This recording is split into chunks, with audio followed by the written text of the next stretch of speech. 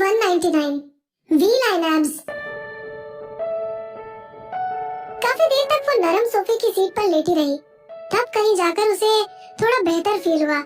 उसने इतना ज्यादा खा लिया था कि उसे लग रहा था जैसे कि उसने लंच और डिनर भी कवर कर लिया है। काफी एंग्शियस और कॉशियस आवाज में उसने पूछा, क्या आपके पास और भी कोई रेस्टोरेंट है? मोहित को हंसी आ गई। हाँ बिल्कुल है, लेकिन उन सभी रेस्टोरेंट्स में हम आज ही नहीं जा सकते। मैं तुम्हें किसी और दिन वहाँ ले चलूंगा। विधि ने राहत की सांस ली।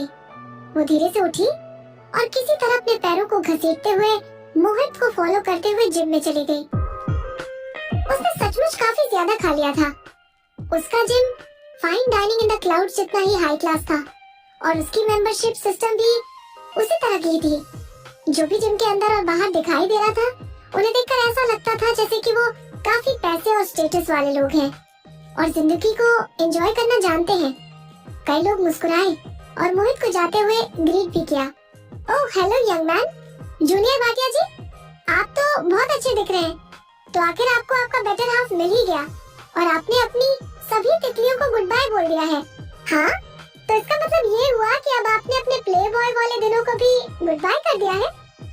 विधि से मिलने से पहले मोहित एक कैसनोवा की तरह जाना जाता था। उसके आसपास हमेशा लड़कियां रहती थी। विधि उसकी पास्ट टेंडेंसीज से अनजान नहीं थी, लेकिन फिर भी उसने मोहित के साथ इस प्लेफुल चिट-चैट को सुनने के बाद उसे जोर से घूर कर देखा, जैसे अपनी आंखों से उसे गोली मार रही हो। मोहित ने जल्दी से कहा, अब मैं पूरी तरह से सिर्फ तुम्हारे लिए डिवोटेड हूँ।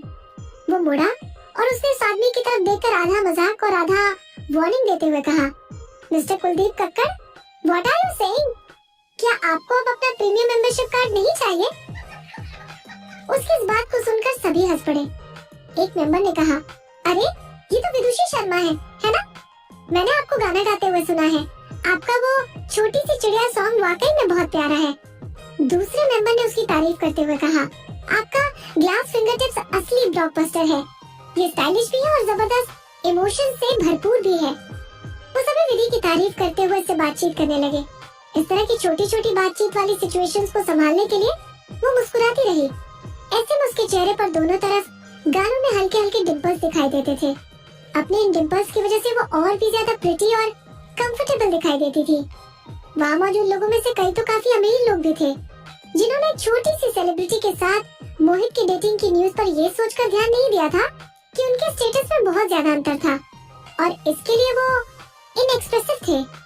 लेकिन विधि के साथ आमने सामने बातचीत करने के बाद उन्होंने उसके बारे में अपना नजरिया बदल दिया। ये लड़की कमजोर और छोटी लग जरूर रही थी, लेकिन उसमें एक नेचुरल ग्लो था। वो उनसे घबराकर पीछे नहीं हट रही थी और बड़े आराम से उनकी वेल्दी सर्कल में नेचुरली फिट हो रही थी। इन अमीर लोगों के लिए क्लास और मैनर्स बहुत ज्यादा मायने रखते थे। कुछ देर बातें करने के बाद मोहित ने उसे जिम का इंटीरियर दिखाया और उसे सभी नए इक्विपमेंट्स के बारे में बताया। साथ ही साथ सीजन के लिए रेवेन्यू नंबर्स और चार्ट भी दिखाए। जो कॉम्प्लेक्स नंबर वो उसे दिखा रहा था, वो उनको समझ नहीं पा रही थी और चुपचाप उसका हाथ थामे उसके पीछे पीछे उसे फॉलो करती जा रही थी। ओह, जिम में सभी लोग बहुत अच्छे शेप में थे और उनके चेहरे भी काफी हैंडसम थे। सिर्फ अपनी फिजिक की वजह से उनमें से कई लोग एंटरटेनमेंट सर्कल में काफी अच्छा प्रेजेंटेशन दे सकते थे।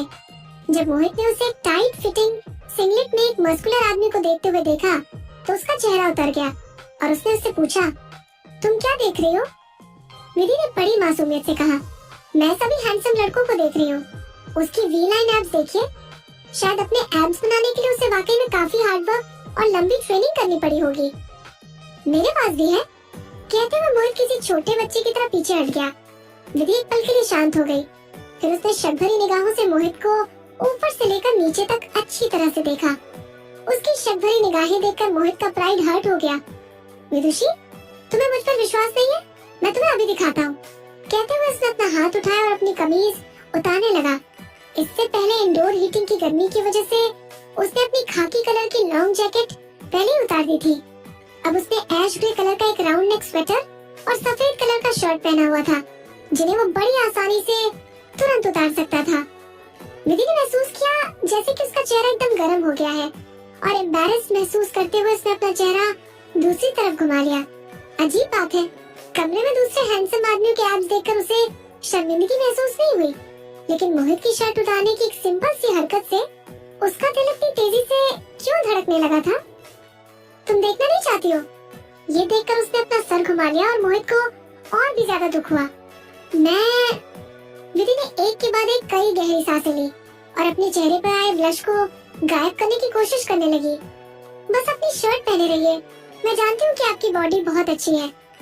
आखिरी के 3 शब्द उसने इतने धीरे से बोले थे जैसे कोई मच्छर बिनबिना रहा हो। भले ही उसने उसकी बॉडी को बहुत क्लोजली नहीं देखा था, लेकिन उस दिन जब वो बेड पर थे तब मोहित ने उसके काफी करीब आकर अपने गले से लगा लिया था और तब विधि ने उसके कपड़ों के थ्रू उसकी फिजिक को महसूस किया था। जैसे ही उसने इस बारे में सोचा, विधि को ऐसा लगने लगा जैसे कि उसका चेहरा एक बार फिर से लाल होने लगा है। उसके मसल्स एक एलिगेंट और पावरफुल मॉन्स्टर की तरह अच्छी तरह से वेल प्रोपोर्शनेटेड और टोन थे और उसके परफेक्शन का लेवल अगर उस वी लाइन एब्स वाले आदमी से बेहतर नहीं तो उससे कम भी नहीं था। स्टॉप, उसे इसके बारे में सोचना बंद करना होगा। लाल चेहरे वाली विधि ने खुद को इस बारे में और ज्यादा सोचने से रोकने के लिए मजबूर किया और चुपचाप वहाँ से भागकर चली गई। वो भागकर उसकी बालकनी की तरफ चली गई जो बहुत ज्यादा दूर नहीं थी और अपने चेहरे पर ताजी हवा के झोंके पड़ने से खुद को शांत महसूस करने लगी थी। बालकनी के नीचे एक स्विमिंग पूल था जिसमें कई लड़के और लड़कियां तैर रहे थे। उनमें से कई लोगों की फिजिक भी काफी अच्छी थी, लेकिन विधि को ऐसा कोई नहीं मिला जो मोहित की फिजिक की बराबरी कर सके। उसने ऐसा क्यों महसूस किया कि मोहित की फिजिक इतनी परफेक्ट है? उसने तो अभी तक उसे गौर से देखा भी नहीं था। मोहित भी इसके पीछे पीछे बालकनी में आ गया और फिर से उसे स्विमिंग करते हुए लड़कों की तरफ देखता हुआ देख के आश्चर्य में पड़ गया। उसने कहा, मेरी पीठ पीछे तुम फिर से दूसरे लड़कों को देख रही हो? वो नाराज होकर आगे बढ़ गया और उसका चेहरा अपने सामने करने के लिए उसे घुमा दिया ताकि वो स्विमिंग पूल की तरफ ना देख सके। वो उसे जिम लाने के लिए पछता रहा था। इन हैंडसम लड़कों से भरी ये जगह बहुत खतरनाक थी। अब वो कभी भी उसे इस तरह की किसी और जगह पर डेट पर नहीं ले जाएगा। विधि को उसकी तरफ देखने के लिए मजबूर होना पड़ा।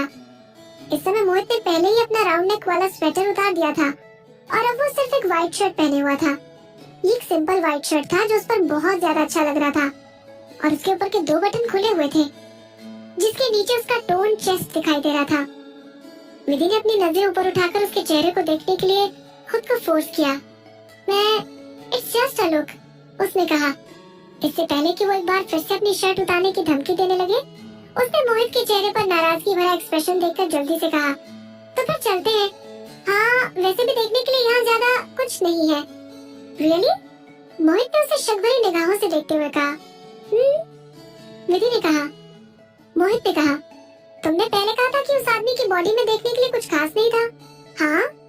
विधि का चेहरा फिर से लाल हो गया और उसने चुपचाप अपने दिल में सोचा, वो तो आपके आसपास भी नहीं है।